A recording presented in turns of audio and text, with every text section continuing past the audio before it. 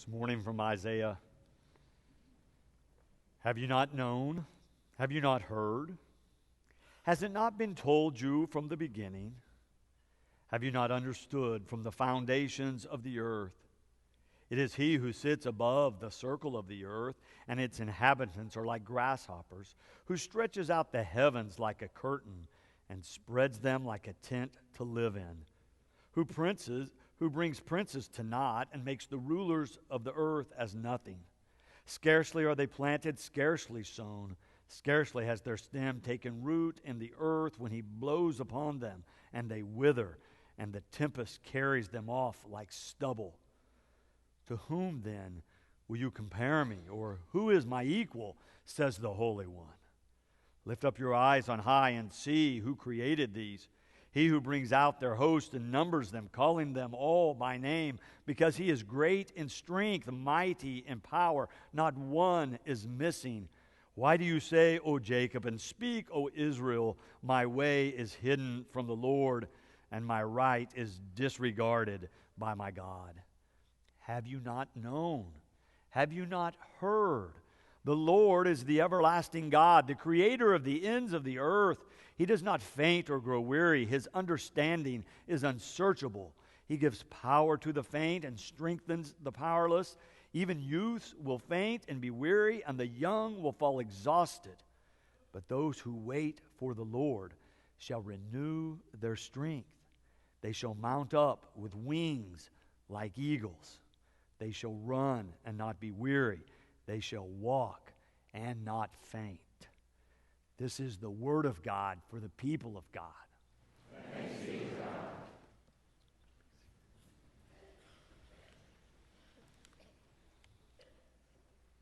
There's a poem I read many years ago and then ran across again just recently. I want to start with just a portion of it this morning. It doesn't interest me what you do for a living. I want to know if you have touched the center of your own sorrow. If you've been opened by life's betrayals or have become shriveled and closed from fear of further pain. I want to know if you can sit with pain, mine and your own, without moving to hide it or fade it or fix it. It doesn't interest me if the story you are telling me is true. I want to know if you can see beauty, even when it's not pretty, every day, and if you can source your life from its presence. I want to know if you can live with failure, yours and mine, and still stand on the edge of the lake and shout to the silver of the full moon, yes. It doesn't interest me who you know or how you came to be here. I want to know if you can get up after the night of grief and despair, weary and bruised to the bone, and do what needs to be done to feed the children. I want to know if you will stand in the center of the fire with me and not shrink back. It doesn't interest me where or what or with whom you have studied. I want to know what sustains you from the inside when all else falls away. That poet is raising the same issues and has the same questions that these people to whom Isaiah is writing have. Isaiah raises these questions in this section we have read this morning from chapter 40 of his scroll. He is writing to a people in exile. Their neighbors, the Babylonians from the east, have come and destroyed their towns and their villages. They have become a conquered people. They have taken their goods and their people, and they've taken them back to Babylon, and they are living in a state of exile. And they're thinking, this should not be happening. If our God is indeed the God, the creator of the universe, this should not be happening. And they are tired of being treated and and disregarded. And Isaiah is writing to them to remind them of who is in charge and what might really be going on. The text is about strength and power and the source of such things which seem to be in short supply among the people Isaiah is surrounded by. But do you hear the theme that he strikes as he writes to these people in these verses we read? It is God who sits above the circle of the earth, who stretches out the heavens like a curtain, who brings princes to naught. To whom then will you compare me? Or who is my equal, says the Holy One? Lift up your eyes and see who created these. He who brings out their host and numbers them, calling them all by name, because he is great in strength, mighty in power. The Lord is the everlasting God, the creator of the ends of the earth. He does not faint or grow weary. His understanding is unsearchable. He gives power to the faint and strengthens the powerless. Can you hear Isaiah's faith coming through? These exiles are tired and weak and bone weary and exhausted and about ready to give up perhaps. And they're asking, where is God in our time of need?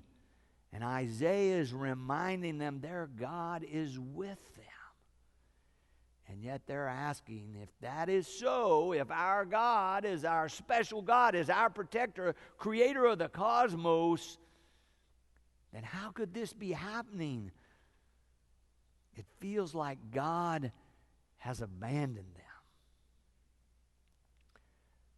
As far as I know, none of us have been in a place where the country was conquered and we were taken off to a foreign land.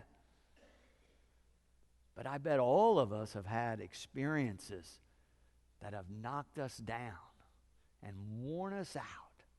And we've had times when we have felt exhausted and wondered if we could go on, and we have thought, this should not be happening to me.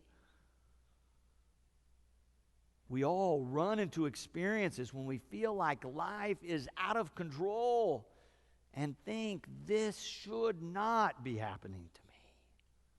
I've had those experiences. I imagine you have too.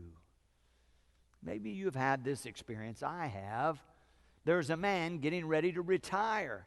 He's a little worn out. He's ready to hang it up, but he's looking forward to retirement. There are some things he wants to do.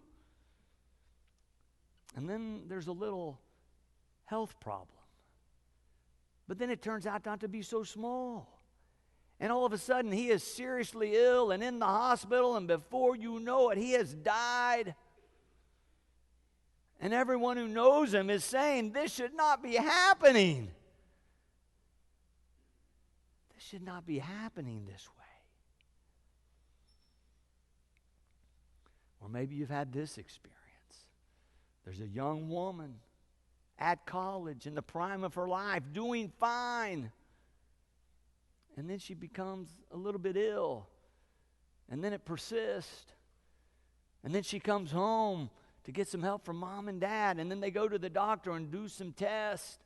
And they can't figure out what's wrong. And she's getting worse and worse and worse. And she ends up in the hospital seriously ill. And no one seems to know why. And everyone who knows her is thinking, this should not be happening to her. This should not be happening.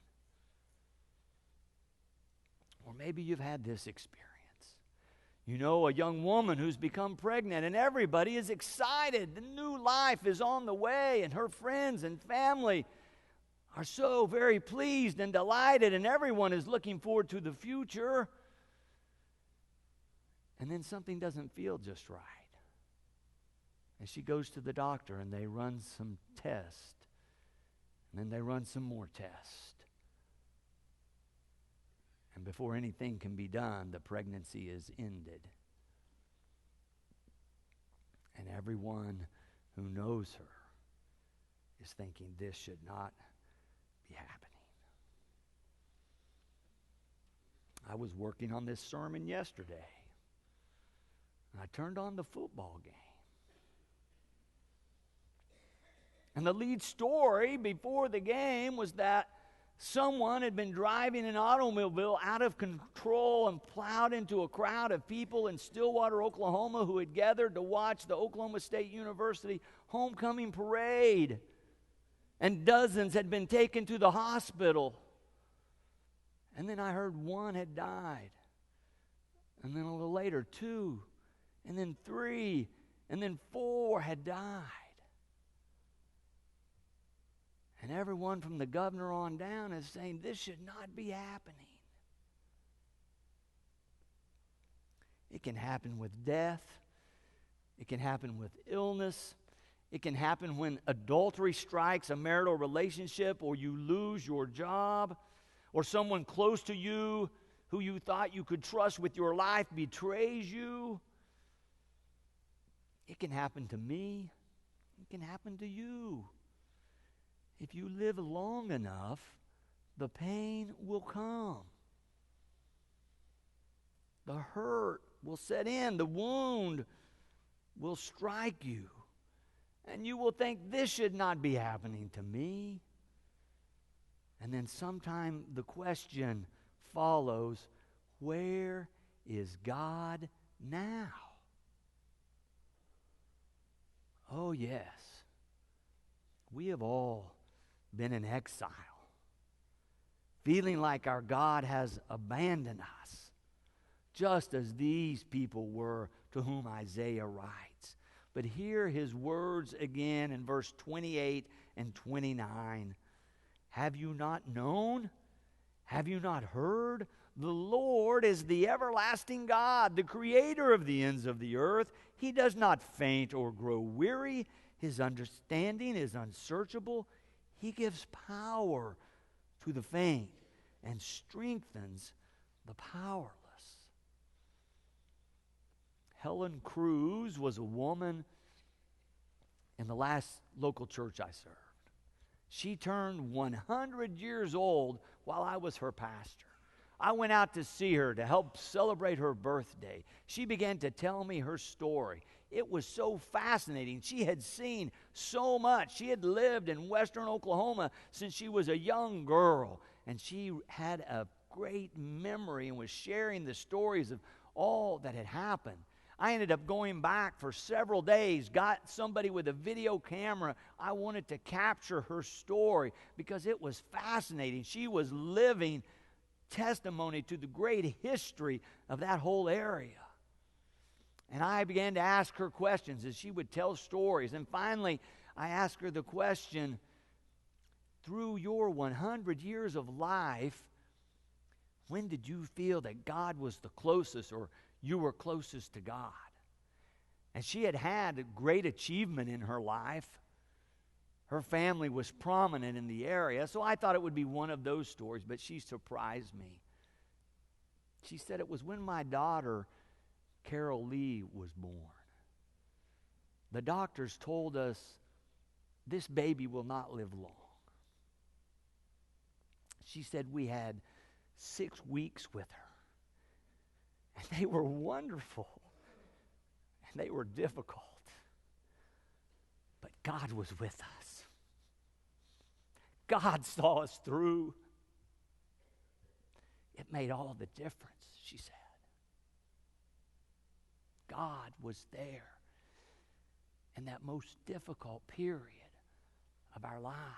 We felt God's presence with us every day.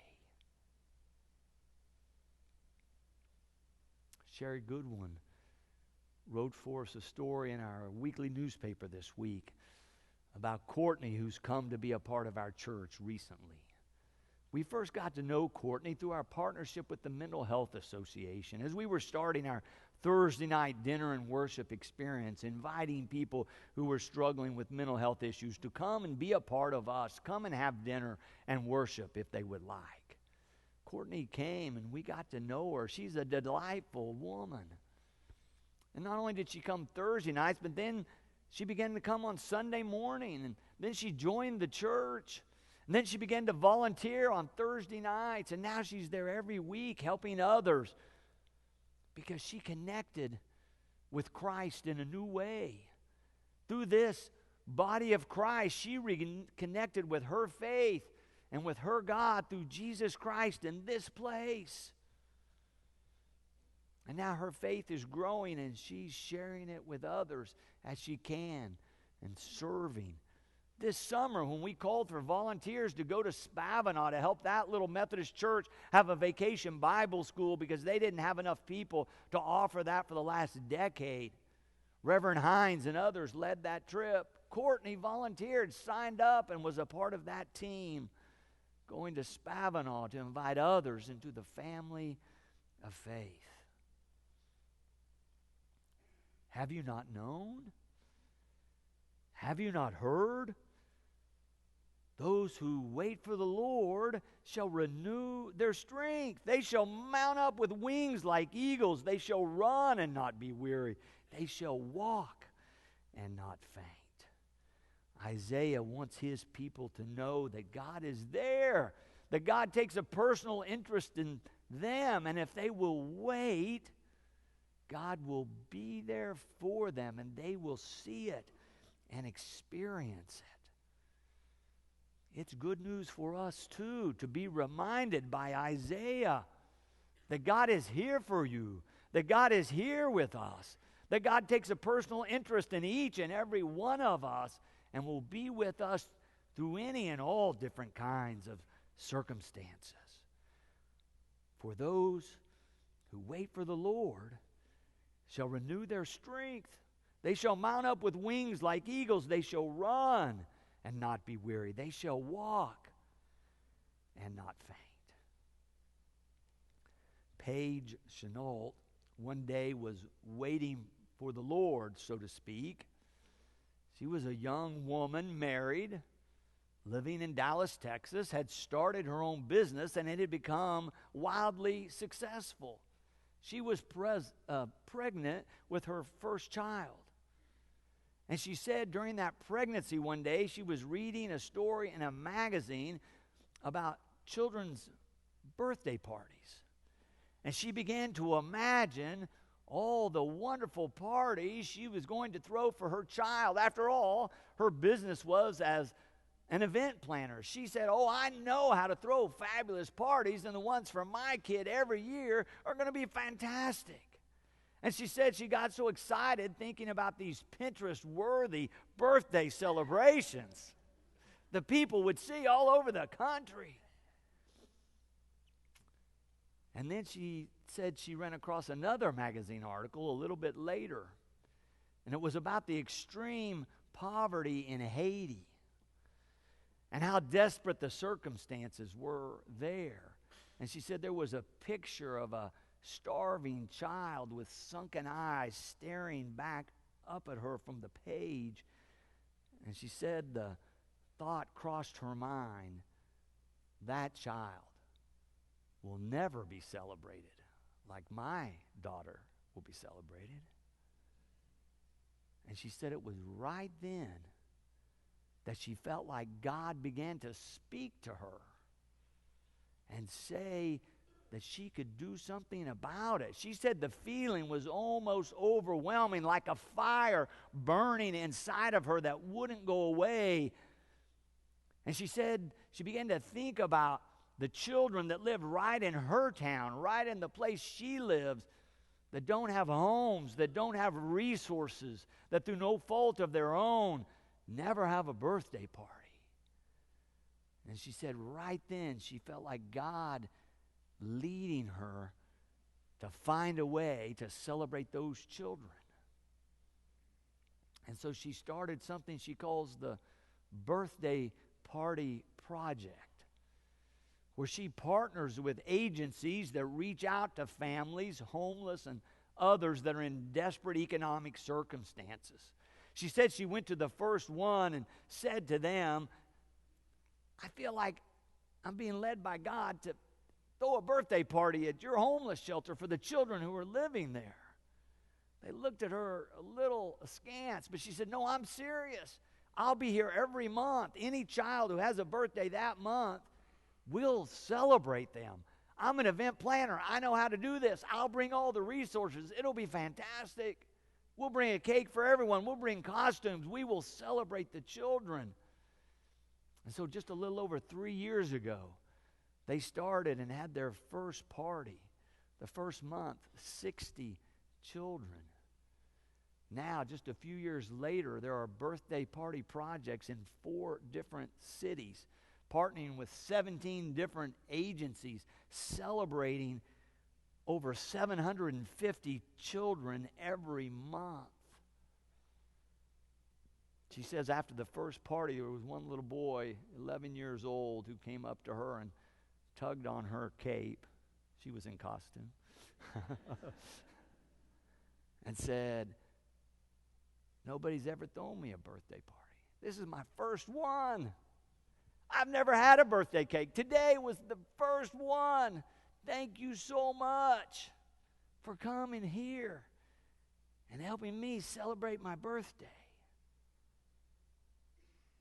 I put in your outline what she says her philosophy is.